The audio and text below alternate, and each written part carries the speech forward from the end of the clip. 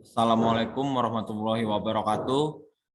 Perkenalkan, nama saya Ryan Aditya Putra, asal Fakultas Hukum Universitas Lampung. Saya di sini akan menjelaskan materi tentang tradisi hukum Eropa kontinental dan perkembangannya. Sistem hukum Eropa kontinental dalam sejarahnya mengalami perkembangan di sebuah daratan Eropa, maka disebut dengan sistem hukum Eropa kontinental. Dalam perkembangannya di berbagai negara modern, sistem hukum Eropa kontinental bersamaan dan saling bersinergi satu sama lain. Salah satunya adalah negara Indonesia dan telah banyak diadopsi oleh banyak negara. Civil law adalah bahasa Latin dari jus civil, artinya hukum yang berlaku atau digunakan pada kaum Romawi. Pada awal-awal kemunculan, kata tersebut berasal dari himpunan dari berbagai macam hukum yang digunakan di kerajaan Romawi ketika dikepalai oleh Kaisar Justinianus abad 6 sebelum Masehi. Dalam perbandingan sistem hukum yang ada, sistem hukum Eropa kontinental dianggap sebagai sistem hukum tertua serta sangat memberikan pengaruh di dunia.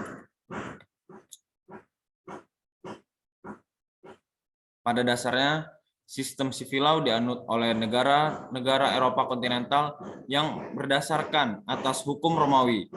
Hukum Romawi sendiri bersumber pada Corpus Juris Civilis, karya dari Kaisar Justinianus. Dalam perkembangan sejarah, Corpus Juris Civilis mengatur tentang hukum yang dapat menyelesaikan secara memuaskan berbagai masalah ekonomi yang lebih aktif dan masalah masyarakat yang lebih berkembang dalam menggunakan tanahnya. Hukum Romawi menawarkan unifikasi hukum yang berlaku bagi semua unit politis.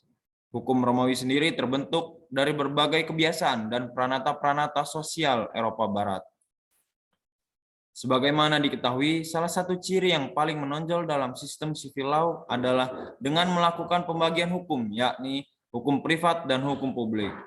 Hukum privat dapat dimaknai sebagai hukum yang memuat aturan-aturan hukum guna, mengatur segala macam bentuk interaksi peraturan yang terjalin antar sesama anggota masyarakat dalam aktivitasnya.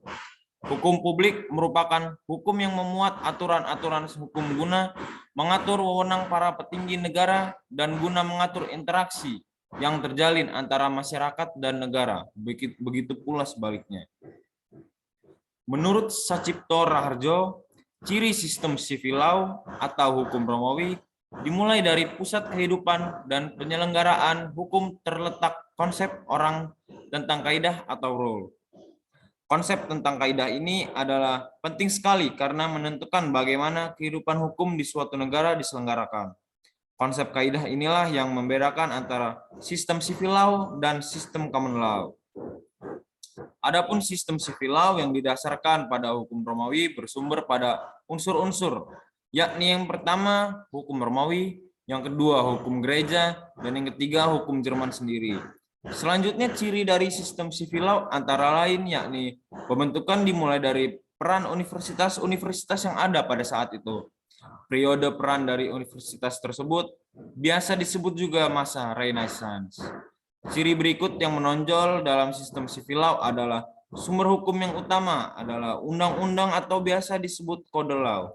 Dalam sistem civil law, metode pendekatan yang digunakan oleh para ahli dalam hal ini adalah abstrak dan teoritis, yakni dengan menggunakan metode deduksi, yaitu berangkat dari hal-hal yang umum menuju kepada hal-hal yang khusus atau konkret.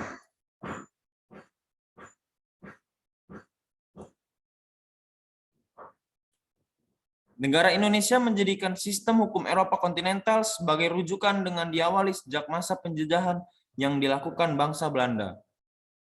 Prinsip pokok yang dipegang teguh oleh sistem hukum Eropa kontinental adalah sebuah hukum yang mendapatkan kemampuan untuk dapat mengikat.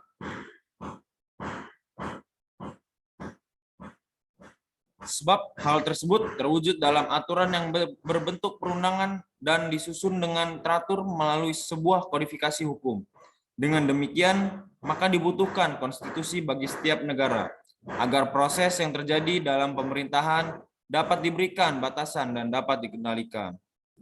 Pada sistem Eropa kontinental, putusan ditetapkan oleh seorang hakim atau jurisprudensi pada suatu perkara tertentu sehingga memiliki kekuatan untuk dapat mengikat para pihak yang berkaitan dengan suatu perkara.